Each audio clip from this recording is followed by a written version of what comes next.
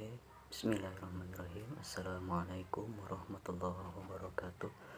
Saya Muhammad Raka Hidayatullah, perwakilan dari kelompok 5 yang beranggotakan dengan 3 orang, yaitu Hari Ramdhani dan Ilham Safatullah.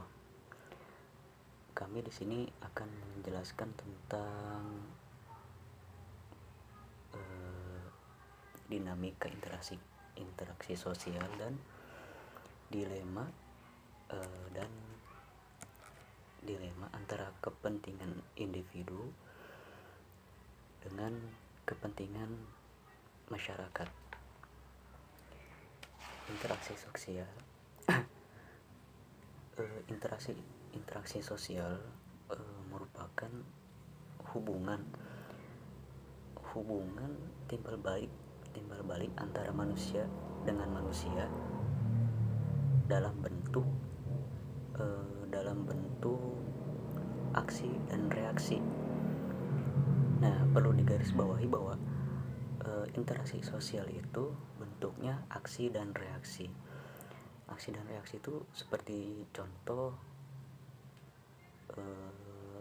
ada 2 orang, yang satu si A ini bertanya kepada si B. Nah, si A ini merupakan aksi, dan si B, apabila si B menjawab, maka si B ini bereaksi atau membalas dari si aksi A tersebut. Nah, maka antara si A dan si B ini merupakan interaksi sosial.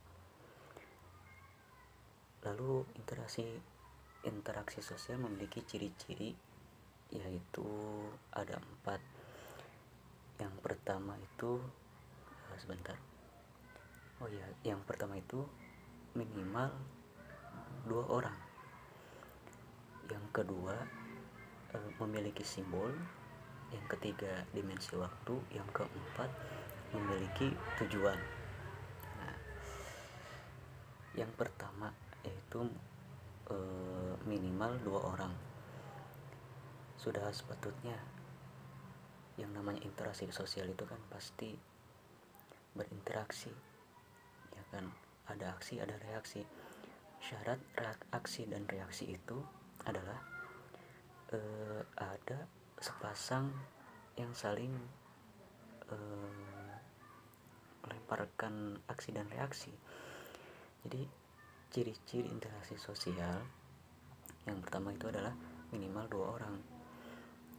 Karena kalau misalkan hanya seorang saja itu bukan interaksi, dan tidak akan ada reaksinya.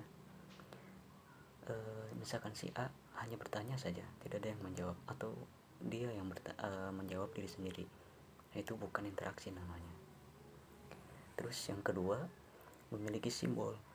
Simbol di sini biasanya lebih ke bahasa. Jadi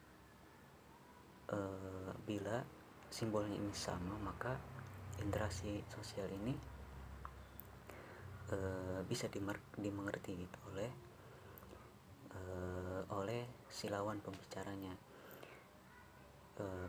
Misalkan orang Jawa bertemu dengan orang Jawa, ya kan, mereka berinteraksi dengan bahasa Jawa, maka ini merupakan ciri-cirinya. Simbolnya sama, yaitu berbahasa Jawa, dan mereka itu saling mengerti. Terus yang ketiga, dimensi waktu. Kalau dimensi waktu itu lebih ke kapan kita berinteraksi sosial dengan lawan pembicara. Lebih kepada waktunya, entah itu kemarin, besok, sekarang, atau kapan. Intinya waktu. Terus yang keempat itu memiliki tujuan. Setiap interaksi sosial itu memiliki tujuan. Misalkan dengan teman kita, maka tujuan kita itu untuk mempererat persahabatan gitu.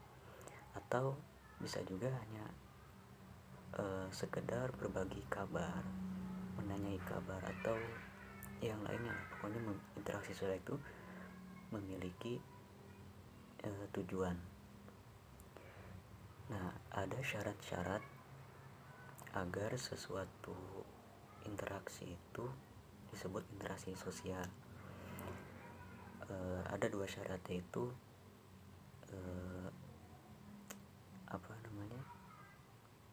komunikasi dan kontak sosial. Kontak sosial yang pertama itu kontak sosial.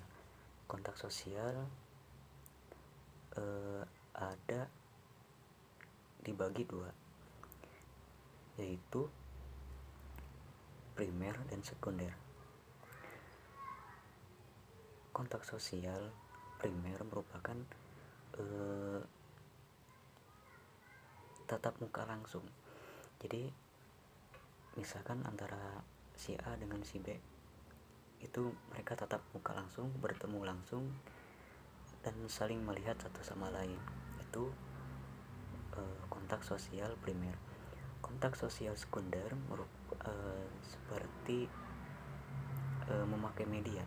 Jadi sekunder itu memakai media, entah itu seperti alat komunikasi atau dan lain sebagainya lah. Seperti misalkan si A si B tidak saling bertemu, tidak saling bertatap muka, tapi mereka si A si B ini memakai telepon genggam, memakai HP pintar gitu kan. Di situ ada aksi dan reaksi.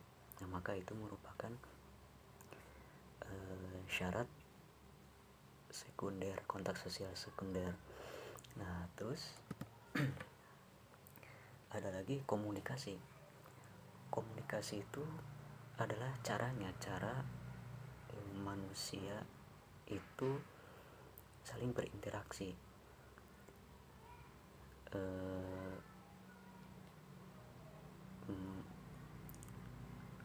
Komunikasi dibagi menjadi dua, yaitu ada yang verbal dan yang kedua non verbal. Yang verbal itu lebih ke tutur kata, jadi bahasa. Nah, jadi verbal itu kita berbicara aja gitu, itu namanya verbal. Jadi antara si A dan si B, atau bisa juga dengan individu dengan kelompok atau kelompok dengan kelompok, itu dengan suara dengan tutur kata, dengan bahasa. Nah, terus yang kedua non verbal. Ya seperti tahulah kan, non verbal berarti tidak bertutur kata, ya seperti bahasa isyarat atau seperti kode gitu kan, sandi, semacam itu merupakan dinamika interaksi sosial. Ya, interaksi sosial itu merupakan hal yang wajib, ya kan, hal yang wajib dimiliki oleh setiap manusia, karena manusia itu tadi pungkiri membutuhkan bantuan orang lain, membutuhkan entah itu jasa, entah itu bantuan atau akal pikiran. Pasti manusia membutuhkan orang lain. Nah, interaksi sosial ini merupakan salah satu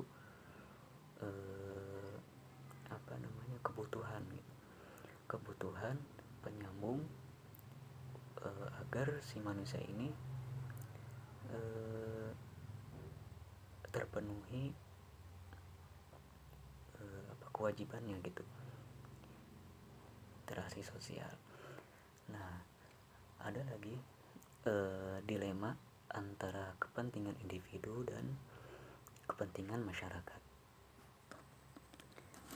Kenapa ini disebut dilema? Ya karena antara kepentingan individu dan masyarakat ini memunculkan pandangan yang saling bertolak belakang, ya kan. Untuk si kepentingan individu adalah individualisme atau yang biasa disebut bahasa kitanya mengurusi diri sendiri gitu. Terus yang kedua, kepentingan masyarakat, yaitu sosialisme, atau bahasa kasarnya lebih mementingkan rakyat, mementingkan orang banyak begitu. Ya, kenapa ini disebut dilema? Ya karena saling bertolak belakang. Apabila kita sebagai manusia salah memilih atau terlalu memilih gitu kan, memilih salah satunya, ya maka akan merugikan diri sendiri. Makanya di sini itu dalam dilema ini kita menanyakan kepentingan mana yang harus diutamakan gitu. Apakah individu diri sendiri atau masyarakat orang banyak gitu. Karena kalau misalkan kita salah memilih yang harus diutamakan, misalkan ada seseorang yang kita lebih memilih ke kepentingan pribadi, kepentingan diri sendiri, ya maka kita lebih memikirkan diri sendiri, memikirkan keluarga gitu kan, tanpa memikirkan orang banyak.